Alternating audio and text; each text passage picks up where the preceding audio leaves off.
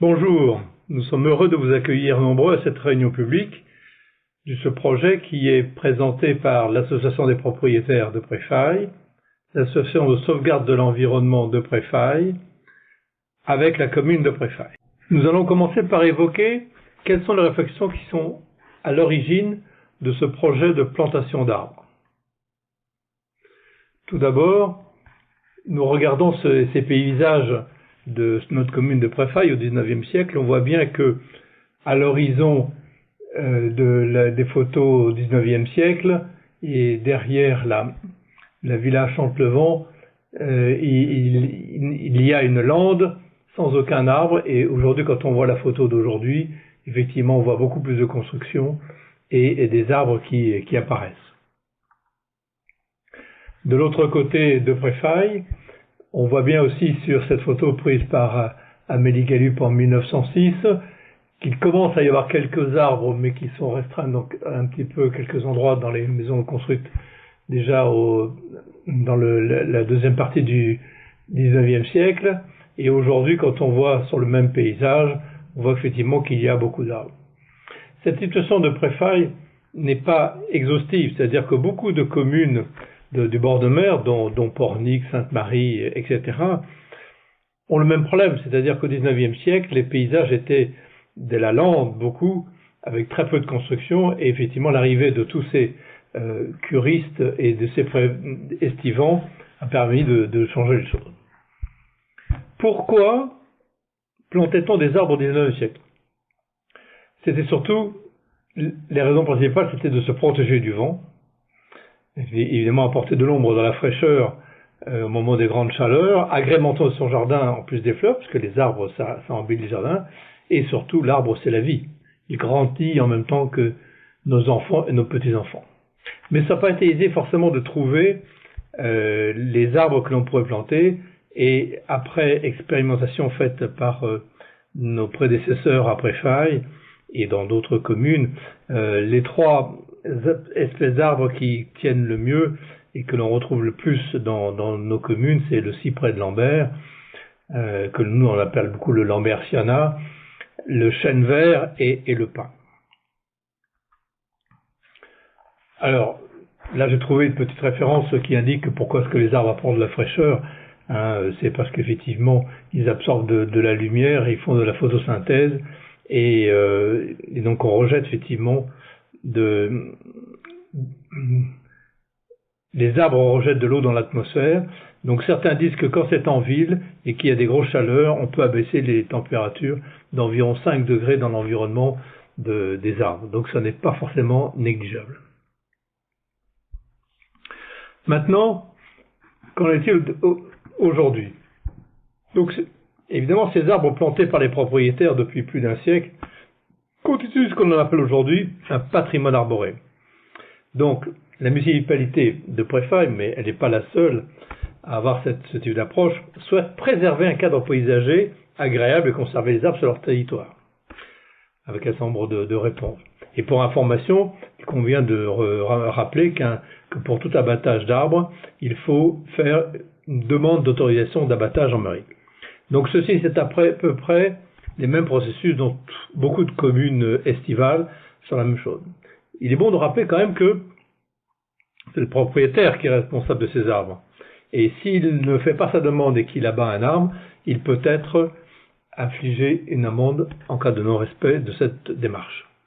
Et il faudra aussi que les paysagistes et jardiniers qui interviennent dans cette commune demandent, avant tout abattage d'arbres, de se faire présenter l'autorisation de la mairie pour le faire.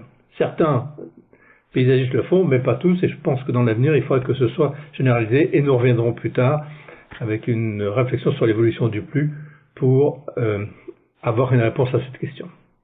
Donc maintenant, après avoir bâti un patrimoine arboré, eh bien en fait aujourd'hui, le changement climatique s'invite dans cette gestion d'arbres. Et donc vous voyez que nous parlons plutôt de gestion et non pas de préservation, parce que les arbres, c'est du vivant, et ça se gère. Donc il peut mourir, etc. Et donc on ne peut pas préserver puisqu'il peut évoluer par lui-même. Alors, évidemment, ce patrimoine arboré, dans nos communes, sont menacés parce que il faut augmenter la construction des maisons, donc les terrains se diminuent de plus en plus. Et puis certains arbres qui ont été plantés dans notre commune, en particulier après la dernière guerre, eh bien, deviennent grands, vieillissent, ils peuvent devenir dangereux. Voilà. Mais chaque abattage, évidemment, est toujours douloureux. L'évolution de notre société fait qu'aujourd'hui, un enjeu écologique se dessine, hein, et effectivement, la préservation du patrimoine arboré doit trouver une compensation pour savoir si on ne peut plus en planter et développer le patrimoine dans les jardins. Eh bien, il faut trouver d'autres lieux. C'est un peu ce que nous avons essayé de demander à la mairie et proposer dans ce projet de gestion, donc les deux associations des propriétaires de Préfaille et de la sauvegarde de l'environnement Préfaille. On a proposé d'essayer d'avoir une démarche proactive sur le sujet, et c'est ce que nous allons vous développer. Donc il a été créé effectivement un comité de pilotage avec effectivement la première adjointe de la mairie responsable de l'environnement, les deux associations, et nos premières actions ont été de dire quels arbres planter et à quel emplacement. Il se trouve qu'en mars 2023, le département de Loire-Atlantique a lancé un appel à projet dans le cadre du budget participatif, et donc sinon ceci a aménagé notre projet. Donc le projet, quel est-il? Et d'abord, le budget participatif, c'est de proposer effectivement sur des ensembles de thématiques qui sont proposées, l'écologie, la solidarité et la citoyenneté, de proposer que des habitants puissent voter pour des projets, le département mettant sur la table 2 millions d'euros, mais chaque projet ne pourra pas demander plus de 50 000 euros pour ce faire. Et donc, nous avons décidé de nous présenter ce projet, et ce projet, nous l'avons un peu fait évoluer, effectivement, pour tenir compte de ces conditions climatiques, et nous l'avons appelé Petite forêt du futur, parce que nous sommes dit qu'il fallait se poser la question, quels sont les arbres qui s'acclimateront le mieux au changement climatique en cours, et permettront de remplacer dans le futur proche les arbres présents dans le patrimoine arboré actuel de la commune, et tout ceci en créant un conservatoire. Donc nous souhaitons en fait créer un lieu de promenade avec un parcours pédagogique expliquant les choix des nouvelles espèces. Voilà, c'est ça que nous essayons de faire pour replanter. Voilà. Et donc, dans la proposition, le premier terrain qui nous avait été proposé à la mairie était ce terrain qui est en vert de 5000 m², et on s'est appuyé sur ce premier proposition pour faire déjà une demande pour acter le projet auprès du département. Dans la discussion qu'on a eue ensuite avec la mairie, mais aussi le département pour aller plus loin dans le projet, nous sommes allés plus loin et nous avons travaillé, et donc nous avons pu voir avec la mairie pour avoir un espace un peu plus grand, qui pouvait monter jusqu'à 12 000 m², mais de laisser aussi, puisque ce terrain avait été proposé aussi à l'espace de la permaculture qui touche au terrain-là, pour leur faire un espace pour qu'ils puissent faire expérimenter de l'agroforesterie. Nous allons effectivement creuser un puits que l'on partagera avec eux. Voilà. Donc le projet a évolué, on a fait un certain nombre de devis, et pour faire ces devis, on a proposé de faire le parcours qu'on propose ici, avec effectivement ce qui permettra effectivement d'avoir un certain nombre d'informations. C'était pour faire le devis, c'était plus facile d'avoir effectivement ce schéma. Hein, et j'ai fait faire effectivement une vue 3D par un jeune préfaillier, Antoine Jean-Jean, pour qu'on ait un peu une vision un peu plus claire, un peu plus sympathique de ce que pourrait être le projet à terme, sachant qu'effectivement, dans un premier temps, on ne pourra certainement financer que la première partie sur la gauche de la forêt, et ce projet s'étendra sur quelques années pour l'agrandir. Donc, nous avons fait une première réflexion sur des choix d'arbres, que vous retrouvez ici. On a fait 3 parcelles que vous avez vu tout à l'heure sur le plan, donc un espace pollinisatrice, une parcelle méditerranéenne, et puis une autre parcelle, etc. Et donc, ces arbres, les choix de ces arbres ne sont pas définitifs, c'est une première approche.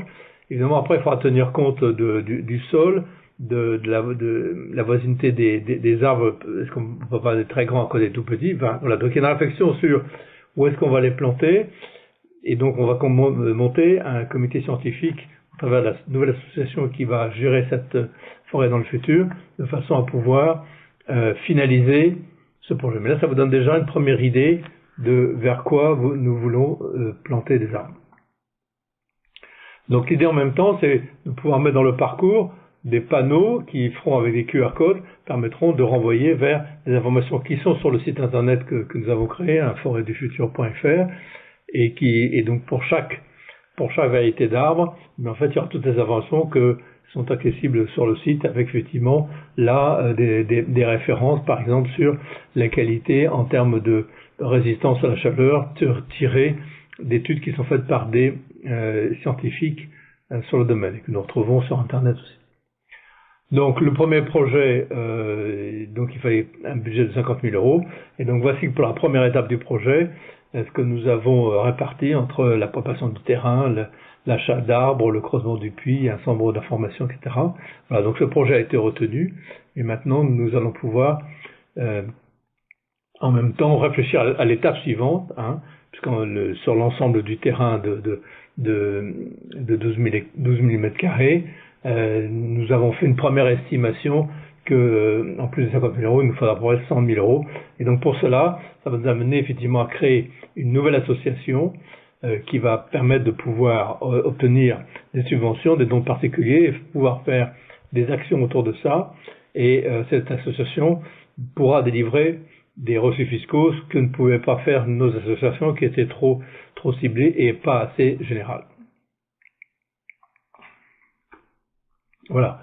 Donc le rôle de cette association, ce sera de faire de l'animation pour la découverte des arbres, réaliser des chantiers pédagogiques de plantation, d'entretien, communiquer, et nous proposons aussi un registre à la fin de la réunion pour que ceux qui veulent adhérer à cette association puissent l'indiquer, et qu'on puisse prochainement, créer une première assemblée générale de lancement de l'association avec tous ces volontaires, plus ceux qui vont venir par la suite. Alors, ce qui est important de voir, c'est qu'en même temps de ce que je parle de plantation, la mairie va ouvrir prochainement une consultation sur l'évolution du plan local d'urbanisme, et l'idée, c'est effectivement de pouvoir proposer, quand les arbres ne peuvent pas être restés sur les terrains pour différentes raisons, lors de la consultation et de la négociation qu'il peut y avoir entre le propriétaire et la mairie quand une demande d'abattage est effectuée, et bien à ce moment-là, il faut être capable de proposer le remplacement par d'autres arbres, alors soit sur le terrain du propriétaire, ce qui n'est pas toujours possible, soit effectivement sur le terrain et dans notre forêt, etc., qui sera une source de revenus potentiels. Par ailleurs, effectivement, pour rendre la demande d'abattage un réflexe, on va demander à ce que ces amendes soient augmentées de façon significative, parce qu'aujourd'hui l'amende est de 150 €, ce qui n'est peut-être pas dissuasif, mais le fait que ce soit élevé et que c'est la responsabilité du propriétaire de payer l'amende, donc ça va obliger effectivement beaucoup plus les paysagistes à demander, parce que s'ils ne veulent pas être attaqués par leurs clients pour non-information sur la demande d'abattage, et bien voilà, donc l'idée c'est de faire un cercle vertueux pour que tout le monde soit en phase et qu'on n'oublie rien sur le sujet, et que tout ceci puisse fonctionner correctement, et qu'on soit dans une concertation plutôt qu'une sanction. C'est pas l'idée n'est pas de faire de la sanction, mais c'est de faire de la concertation sur cette gestion des arbres. Voilà. Donc, notre projet maintenant est lancé, le vote est lancé au département, donc notre projet a reçu le numéro 2314, et donc, pour voter, il faut venir évidemment sur un site créé par le département, créer un compte dans lequel il faut mettre son nom, son email et un mot de passe. Évidemment, il y a une validation de l'email par la réception d'un code que l'on met dans son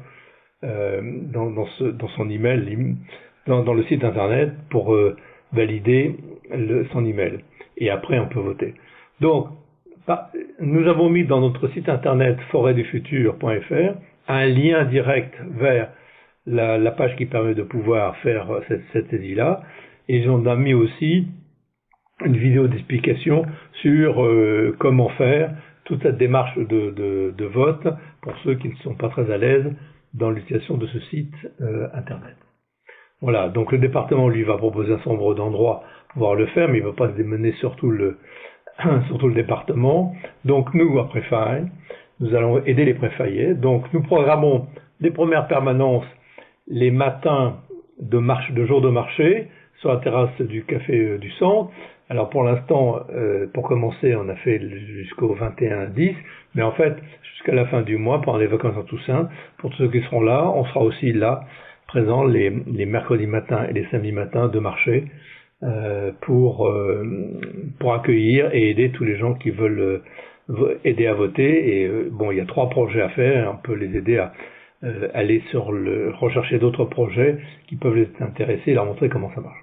Mais dans tous les cas, si vous voulez, notre site forêtdufutur.fr reste, me semble-t-il, le point d'entrée facile pour pouvoir avoir plus d'informations sur le projet et avoir le lien vers le site pour voter et toutes les informations qui vous permettront de pouvoir voter.